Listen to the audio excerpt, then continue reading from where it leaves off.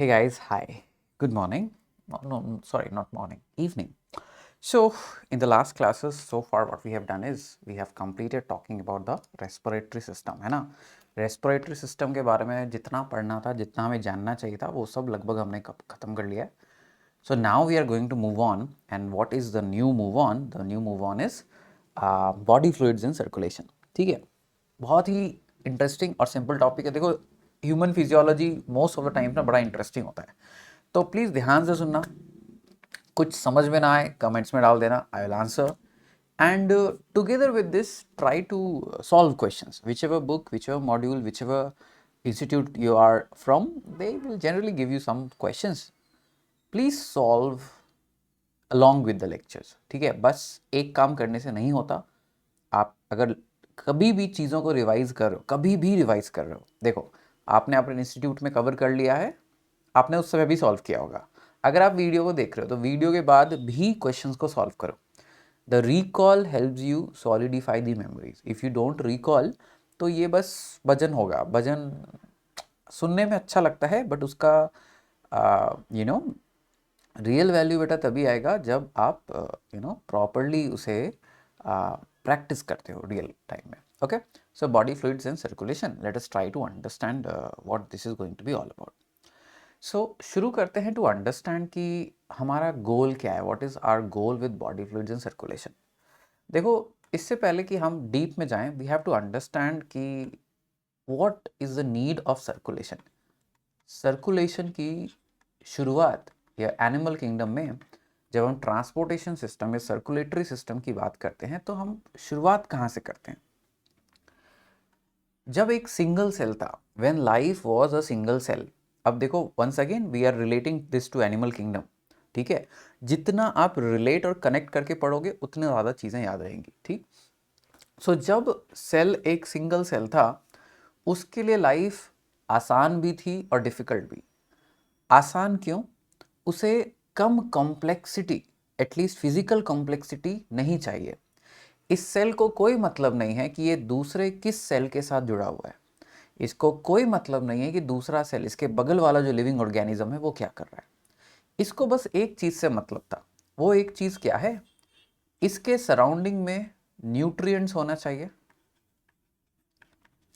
इसके सराउंडिंग में ऑक्सीजन होना चाहिए, और इसके सरफेस एरिया से नाइट्रोजनस वेस्ट मटेरियल जैसे कि अमोनिया और इन अदर केस यूरिया बाहर जाना चाहिए.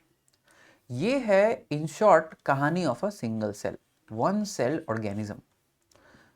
कुछ ऐसे समझ लीजिए कि मान लीजिए आप एक छोटे से घर में रह रहे हैं, आपके पास अपना खेत है, आप अनाज उगा सकते हैं, you can grow wheat, you can grow rice.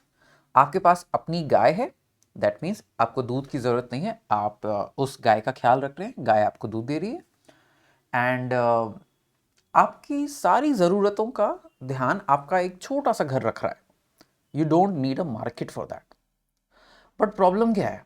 Problem यह है कि आपको बहुत ज़्यादा काम करना पड़ेगा. आपको गाय की देखभाल भी करनी है, आपको क्रॉप्स भी उगाने हैं, आपको सब कुछ करना पड़ेगा. और एक भी दिन, एक भी साल अगर कोई मौसम फेल हो गया, क्रॉप्स फेल हो गए, तो आपका पूरा सिस्टम डिस्टेबलाइज हो जाता है. That is the problem with a single cell. Single cell is very much independent. उसको कोई फर्क नहीं पड़ता दूसरा सेल क्या कर रहा है, but it is very much dependent on the environment. एक सिंगल सेल का प्रॉब्लम है डिपेंडेंसी ऑन इन्वायरमेंट. अगर इन्वायरमेंट में बदलाव आया तो वो बेचारा भी प्रॉब्लम में झेलेगा. तो इवोल्यूशन ने क्या ट्रिक किया कि चलो भाई मल्टी सेल्युलर बन जाते हैं. कितने समय तक अकेले काम करेंगे? Let us become multi cellular. अब मल्टी सेल्युलर का फ़ायदा क्या है? भाई बहुत सारे सेल्स हैं, और सेल्स ने मिलके आपस में डिसाइड किया कि हम देखो अलग अलग काम करेंगे ताकि सबको एक काम ना करना पड़े. मतलब क्या है? उन्होंने डिसाइड कर लिया, देखो ये जो बाहर वाले सेल्स हैं, the cells are which are on the outside, इन्होंने डिसाइड कर लिया कि हम अंदर वाले सेल्स को प्रोटेक्ट करेंगे. ठीक, और इन्होंने एक और चीज़ डिसाइड की कि जो भी बाहर वाले सभी को चाहिए, जो भी चीज़ें सभी को चाहिए, वो हम ऑब्जॉर्ब करेंगे और अंदर वाले सेल्स को देंगे। अंदर वाले सेल्स ने भी अपना अपना फंक्शन बांट लिया। ये जो सबसे अंदर वाले सेल्स है उन्होंने बोला कि देखो मैं डाइजेस्ट करूंगा, तुम्हें इन्वायरमेंट से जो मिल रहा है लाके मुझे दे दो, मैं डाइजेस्ट कर दूंगा और डाइजेशन करने के बाद मैं सबको बांटने का काम करूंगा। ठीक है। उसी तरह ये ब्लू वाले सेल्स इन्होंने डिसाइड किया कि देखो भाई तुम डाइजेशन कर रहे हो, बाहर वाला सेल एक्सचेंज कर रहा है, मैं सारा वेस्ट प्रोडक्ट बनाऊंगा और वेस्ट प्रोडक्ट को तुम बाहर फेंक देना। तो मल्टी सेल्यूलैरिटी का फायदा क्या है, अलग अलग सेल्स अपने अपने काम में माहिर हो गए और माहिर होने के साथ इनको एक दूसरे के ऊपर डिपेंडेंट भी रहना पड़ेगा। यानी अगर ब्लू वाले सेल्स खराब हो गए तो वेस्ट मटेरियल अंदर इकट्ठा हो जाएगा and then there will be a problem. अगर ब्लैक वाले सेल्स डैमेज हो गए तो बाहर से ऑक्सीजन नहीं आ पाएगा। अगर ग्रीन वाले सेल्स डैमेज हो गए तो डाइजेशन नहीं हो सकता। तो इंडिपेंडेंसी और independence came at the cost of dependence. अगर आप इन्वायरमेंट से इंडिपेंडेंट होना चाहते हो तो आपको एक दूसरे पे डिपेंडेंट होना पड़ेगा। ये सेल्स इन्वायरमेंट से इंडिपेंडेंट हो गए थोड़ा, क्यों? क्योंकि एक समय पे थोड़ा खाना ये अंदर बचा के रख सकते थे। अगर कल को सूखा पड़ गया तो ये मरेंगे नहीं, क्योंकि अंदर वाले सेल्स ने खाना बना के रखा है। बट अब ब्लैक वाले सेल्स ग्रीन वाले सेल्स पे डिपेंडेंट है कि भाई बाहर नहीं है खाना, तुमने जो जमा करके रखा है वो सब में बांट दो। सो मल्टीसेल्युलैरिटी solved certain problems, no doubt. Multicellularity reduced the dependency on environment, but it increased the dependency on cells. Interdependency आप कह लीजिए, it increased the interdependency on cells. And by default multicellularity का और multicellularity gave rise to a need, the need for transportation. यानी अगर green sales खाना पचा रहे हैं तो ये पचा हुआ खाना कहाँ जाना चाहिए? ये पचा हुआ खाना ब्लैक सेल्स के पास जाना चाहिए। अगर ब्लू सेल्स अमोनिया प्रोड्यूस कर रहे हैं तो ये ब्लू सेल्स को ये अमोनिया बाहर वाले सेल्स को देना पड़ेगा। सिंपल आइडिया है ये, ठीक? तो transportation was a need of specialisation. अगर लाइफ को इन्वायरमेंट से इंडिपेंडेंट होना है तो उसको अपने सेल्स के बीच में इंटरडिपेंडेंट होना पड़ेगा, और इंटरडिपेंडेंट होना है तो एक दूसरे का काम, एक दूसरे की चीज़ों को मिल बांट के खाना पड़ेगा, और इसके लिए चाहिए transportation. So something came at the cost of another. Evolution बेटा यही लॉजिक समझता है। देखो कुछ भी कोई परफेक्ट सिस्टम नहीं हो सकता, हमेशा कुछ पाने के लिए कुछ खोना पड़ेगा, सिंपल एज दैट। अब जब लाइफ कुछ इतना ही था, कुछ ऐसे 12-15 सेल्स वाले मल्टी सेलर ऑर्गेनिजम्स आए होंगे, ऐसे 12-15 तो नहीं आए होंगे, 100 आए होंगे मे बी, बट जब भी ऐसा आया होगा तो शायद डिफ्यूजन से काम चल गया। बट 100 सेल्स में क्या डिफ्यूजन काम चल जाएगा, बट 100 सेल्स उतना ज़्यादा हाई कैपेसिटी, हाई एबिलिटी नहीं दे सकते। हाई एबिलिटी तब आएगी जब मिलियंस ऑफ सेल्स आके काम करेंगे। हमारे बॉडी में ट्रिलियंस ऑफ सेल्स हैं, and these trillions and trillions of cells have come together to form tissues and organs. और अब क्या है, अंदर ही अंदर स्पेशलाइजेशन है। अभी मैं बोल रहा हूँ क्योंकि जो नॉलेज मैं आपको बता रहा हूँ वो नॉलेज मुझे भी कभी बताया गया था। अब वो नॉलेज मेरे नर्वस टिश्यू के नर्वस सेल्स, न्यूरॉन्स ने स्टोर कर रखा है। आप सुन पा रहे हो बिकॉज ईयर्स, मैं बोल पा रहा हूँ बिकॉज ऑफ माई टंग।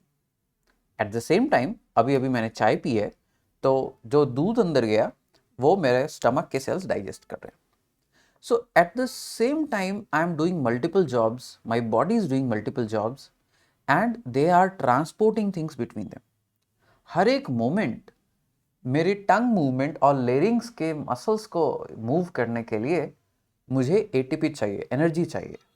और उस एटीपी या एनर्जी को कौन लाके मुझे दे रहा है? वेल, दूध में जो लैक्टोज था उसको ब्रेक करेंगे, ग्लूकोज बनाएंगे, ग्लूकोज सेल्स के अंदर जाएगा और मुझे एटीपी मिलेगी। सिंपल। तो एज वी स्पीक मेरा वन सेल टाइप दूसरे सेल टाइप को काम करने के लिए चीज़ें दे रहा है। एंड ट्रांसपोर्टेशन की जरूरत आ गई। जब अर्ली फॉर्म ऑफ सेल्स थे तो ट्रांसपोर्टेशन वॉज वेरी सिंपल। कैसा simple? Simple as diffusion.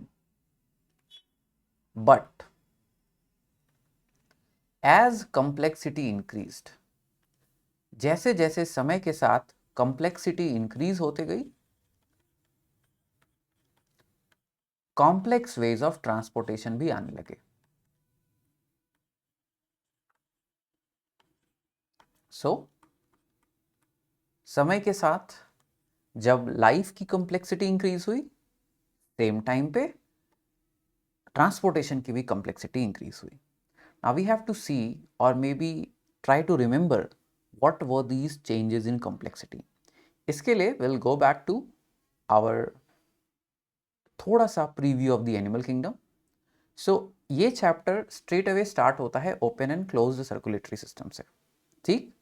But अगर आप एनिमल किंगडम की बात करो तो आपको याद होगा एनिमल किंगडम में हमने पढ़ा था कि भाई पहले जो सिंपलेस्ट फॉर्म ऑफ ट्रांसपोर्टेशन थे, वो simplest form of transportation diffusion से इंक्रीज होके आपका हो गया the organisms had a flat design so that environment से एक्सचेंज हो सके, और flat design most of the cells को near to each other place करता है। फ्लैट डिजाइन क्यों हुआ? आपके गट के सेल्स आपके बॉडी के कवरिंग वाले सेल से बहुत क्लोज हैं, तो गट के सेल ने जो काम किया वो बॉडी के अपर लेयर को मिल गया, अपर लेयर ने जो काम किया वो बॉडी के इनर लेयर को मिल गया, इसने जो काम किया वो अंदर आया, इसने जो काम किया वो बाहर गया। बट डिफ्यूजन से फ्लैट डिजाइन आया, फ्लैट डिजाइन से राउंड डिजाइन आया। जब राउंड डिजाइन आने की शुरुआत हुई तब फील हुआ कि भाई अब तो काम नहीं चलेगा, अब we need a transportation system. अब ट्रांसपोर्टेशन सिस्टम दो तरह के बने। अर्लीस्ट डेज में ओपन सर्कुलेटरी सिस्टम बना। What is an open circulatory system?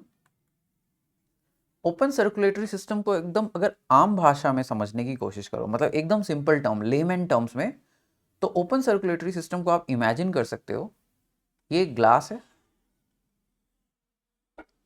ठीक। इस ग्लास में सेल्स हैं और हर एक सेल अपना अपना काम कर रहा है।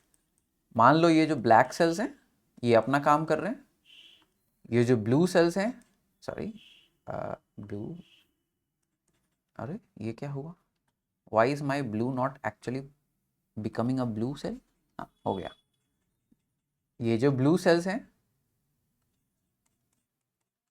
ये अपना काम कर रहे हैं, ये जो रेड सेल्स हैं ये भी अपना काम कर रहे हैं, जो ग्रीन सेल्स हैं ये भी अपना काम कर रहे हैं, और मैं इनके बीच में ट्रांसपोर्टेशन कैसे करा रहा हूं? बहुत सिंपल, आई हैव अ चम्मच और मैं पूरे सेल्स को ऐसे घोल रहा हूं, पूरे सॉल्यूशन को ऐसे घोल रहा हूं। जब पूरे सॉल्यूशन को ऐसे घोल रहा हूं, मैं बेसिकली क्या कर रहा हूं, जो भी बॉडी के अंदर का फ्लूइड है वो घूम रही है। जब बॉडी के अंदर की फ्लूइड घूम रही है तो जो भी सेल्स जो भी चीज़ें अपने इमीडिएट इन्वायरमेंट से ले रहे हैं या दे रहे हैं वो ट्रांसपोर्ट हो रहा है। अगर एकदम सिंपलेस्ट भाषा में, लेमैन के भाषा में समझूं तो this is basically the open circulatory system. अभी टेक्निकल पे भी आएंगे, don't worry. So open circulatory system is like what? It has got a heart. Heart एक पंप की तरह काम करता है। The heart can push around a body fluid. एक बॉडी फ्लूइड है जिसको हार्ट पूरे बॉडी में घुमा सकता है, and the body fluid comes out of these blood vessels or fluid vessels, and the fluid coming out of the vessels, they bathe the tissues. मान लीजिए ये रेड आपके डाइजेस्टिव सिस्टम के सेल्स हैं, ये ग्रीन आपके रेस्पिरेटरी सिस्टम के sales हैं। तो हार्ट कर क्या रहा है? What is heart doing? It is pushing the body fluid out, it is taking back in, pushing and taking back in. तो इधर से फ्लूइड आ रही है, इधर से फ्लूइड वापस अंदर जा रही है। एक बॉडी फ्लूइड है जो सारे सेल्स को या मैक्सिमम नंबर ऑफ सेल्स को बेद कर रहा है। As it is being circulated moved within the body, जब फ्लूइड एक सेल से दूसरे सेल तक फ्लो कर रहा है तो पहले सेल की चीजों को दूसरे सेल के पास लेके जा रहा है, दूसरे सेल की चीजों को पहले सेल के पास लेके जा रहा है। बट इसेंशियली एक बॉडी फ्लूइड है जो चीजों को सेल टू सेल पहुंचा रहा है, एक तरीके का मीडियम है। बट ये बहुत ही स्लो और इनएफिशिएंट तरीका है। Slow and inefficient. स्लो क्यों है? आप ये समझो कि जब आपके ब्लड वेसल्स क्लोज्ड नहीं होते या कोई भी body fluid carrying vessel close नहीं होता तो आप इनफ प्रेशर नहीं बिल्ड कर सकते। अगर आपको समझना है, try to take a glass, I don't have a glass right now, but try to take a glass of water and try to suck the fluid without bringing your mouth close to the glass. At best क्या होगा, आपको water के surface पे थोड़े से ripples दिख सकते हैं, एट बेस्ट थोड़ा सा vibration. If you try to breathe in, क्या होगा? आपको लगता है कि अगर आप सिर्फ ब्रीद इन करने की कोशिश करो तो फ्लूइड आपके माउथ में आने वाला है? Never. Why? The pressure isn't enough. आप जो प्रेशर लगा रहे हो, आप भले ही बहुत प्रेशर लगा लो, बट ये जो फोर्स है एक ह्यूज एरिया के ऊपर लग रहा है, because of which the force is not big enough to produce any reasonable pressure. तो जब ओपन सर्कुलेटरी सिस्टम बना तो ये फास्टर ट्रांसपोर्टेशन सिस्टम नहीं बिल्ड कर सका, ये एक एफिशिएंट ट्रांसपोर्टेशन सिस्टम नहीं बिल्ड कर सका।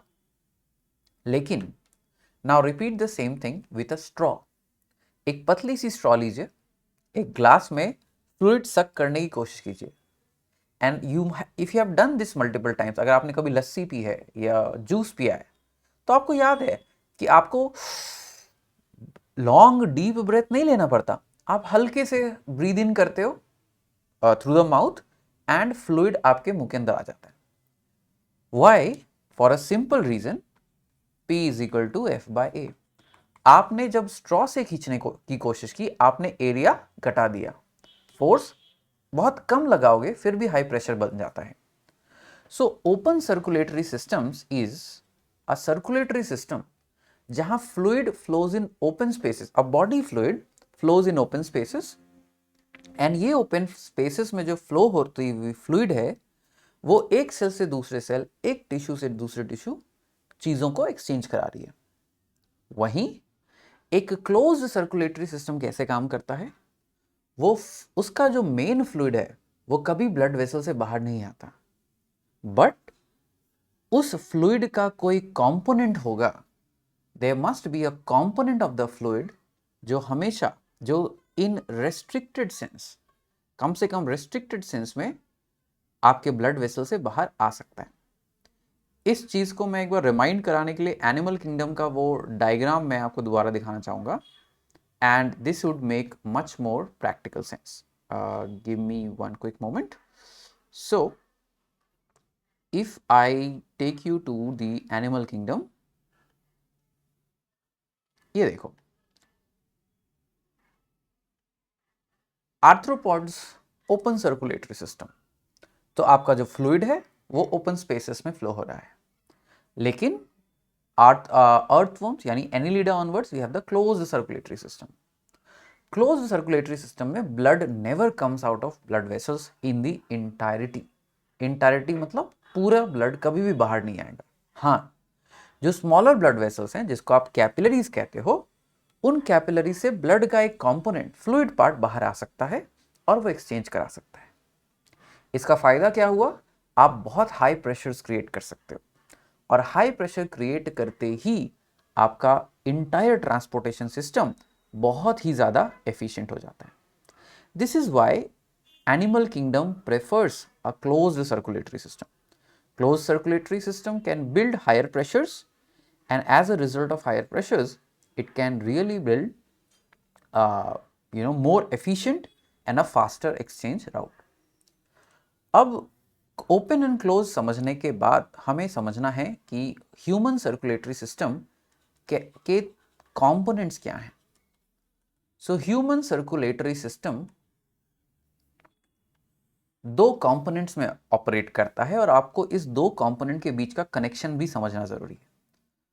पहला है ब्लड वैस्कुलर सिस्टम,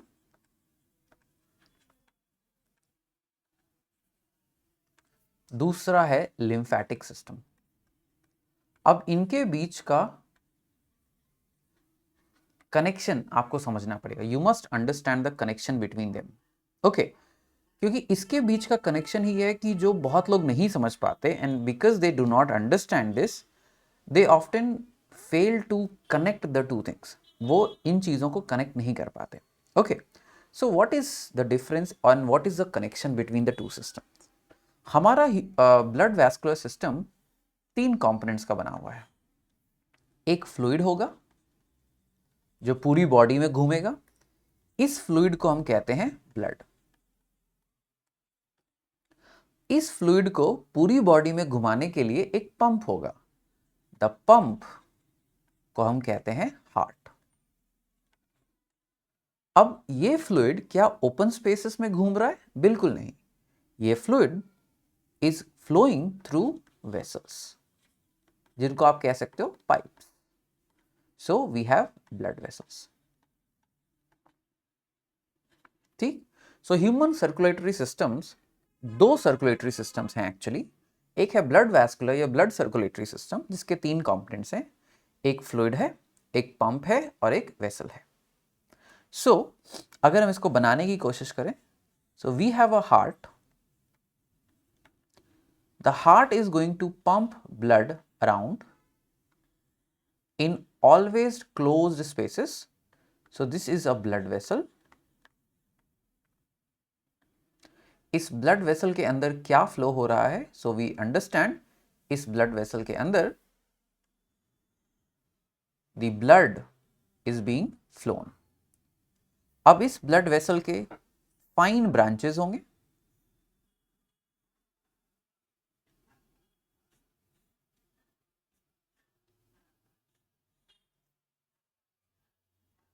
इस ब्लड वेसल के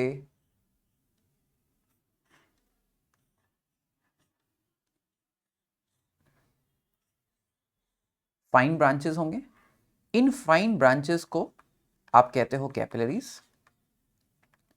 कैपिलरीज वो जगह है जहां से आपका ब्लड का एक कंपोनेंट चीज़ों को ऑर्गन से एक्सचेंज कर सकता है. इस चीज़ को अगर अभी समझ लिया ना बेटा, पूरा चैप्टर बड़ा आसान होगा. और यही चीज़ है जो लोग कनेक्ट नहीं करते और आगे जाके कंफ्यूज होते हैं. सो हार्ट एक पंप है जो एक फ्लूइड को पूरी बॉडी में पंप कर रहा है. बट जगह जगह पे ये जो ब्लड वेसल है ये ब्रांच करके ऐसे कैपिलरीज बनाते हैं. ऐसे कैपिलरीज आपके गट में है, ऐसे कैपिलरीज आपके लंग्स में है, ऐसे कैपिलरीज आपके मसल्स में है, ऐसे कैपिलरीज ही ब्रेन को भी सराउंड करते हैं.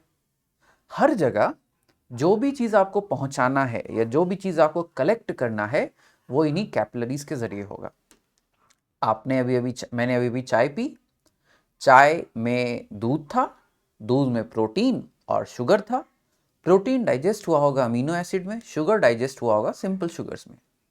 अभी मेरे इंटेस्टाइन के कैपिलरीज उस अमीनो एसिड और शुगर को अब्जॉर्ब कर रहे हैं. एट द सेम टाइम मेरे इंटेस्टाइन को काम करने के लिए भी एनर्जी चाहिए. सेम कैपिलरीज से कुछ फ्लूइड बाहर जा रहा है और कैपिलरीज को इनफ ऑक्सीजन या इनफ ग्लूकोज प्रोवाइड कर रहा है. So capillaries are the site of real exchange. आदान प्रदान दोनों. ठीक. अब कुछ फ्लूइड बाहर चला गया, कुछ फ्लूइड अंदर आ गया. सारा फ्लूइड नहीं, बट कुछ फ्लूइड बाहर गया, कुछ फ्लूइड अंदर आया. And then this fluid comes back into the heart. ठीक. अब क्या है कि capillaries are leaky and net में, नेट अगर मतलब टोटल देखा जाए तो कैपिलरीज चीजों को बाहर लीक करते हैं. सो दैट आपके जो टिश्यूज हैं, जो ऑर्गन्स हैं, वो उनसे चीज़ों को एक्सचेंज कर सकें। अब blood vascular system does not collect all the fluids. Blood vascular system सारे फ्लूइड को कलेक्ट नहीं कर सकता। इसीलिए ब्लड वैस्कुलर सिस्टम ने एक और जुगाड़ बनाया कि देखो, मैं ऐसे कैपिलरीज से इतना सारा फ्लूइड को लीक आउट करने नहीं दे सकता। अगर छोड़ दिया तो सारा ब्लड मेरा खत्म हो जाएगा। तो मैं स्पेशल वेसल्स बनाने वाला हूं। These vessels are called lymph vessels. Lymph vessels क्यों कह रहे हैं उनको? क्योंकि ये जो फ्लूइड कैपिलरी से लीक हुआ, इसको हमने बोला टिश्यू फ्लूइड और interstitial fluid. Interstitial between cells, tissue fluid between tissue. ठीक है, जो कैपिलरी से फ्लूइड लीक हुआ उसको हमने कहा टिश्यू फ्लूइड या इंटरस्टिशियल फ्लूइड।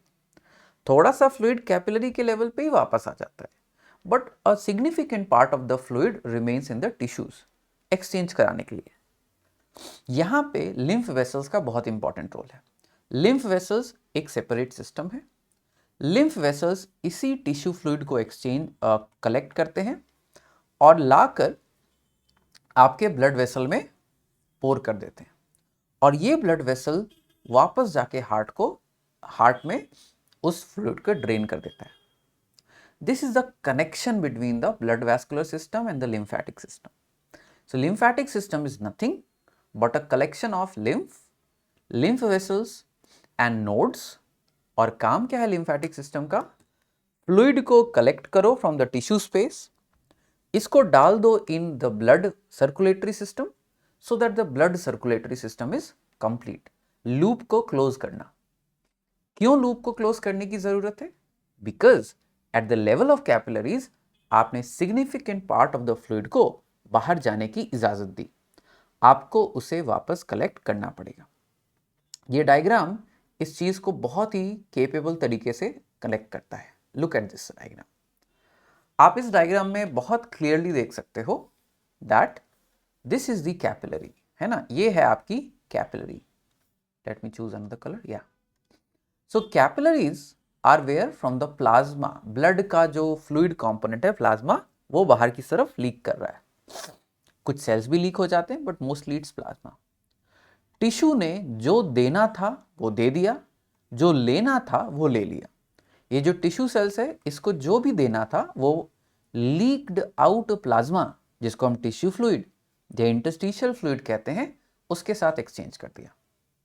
ऑफ कोर्स कुछ चीजें कैपिलरी ही वापस कलेक्ट कर लेगा, टोटली पॉसिबल बेटा, but significant amount remains with in the space. यहीं पे आता है आपका lymphatic blood vessels. Lymphatic system के कैपिलरीज और वेसल्स इस टिश्यू फ्लूइड को कलेक्ट करेंगे और वापस ले जाके दे देंगे लिम्फ में। लिम्फ और लिम्फ वेसल्स वापस वेन में कनेक्ट करेंगे, वापस हार्ट को देंगे और हार्ट फिर से कहानी को दोबारा शुरू करेगा। Okay, so this is the connection between the blood and the lymphatic system. This video is largely an introduction कि हम आगे पढ़ने क्या वाले हैं।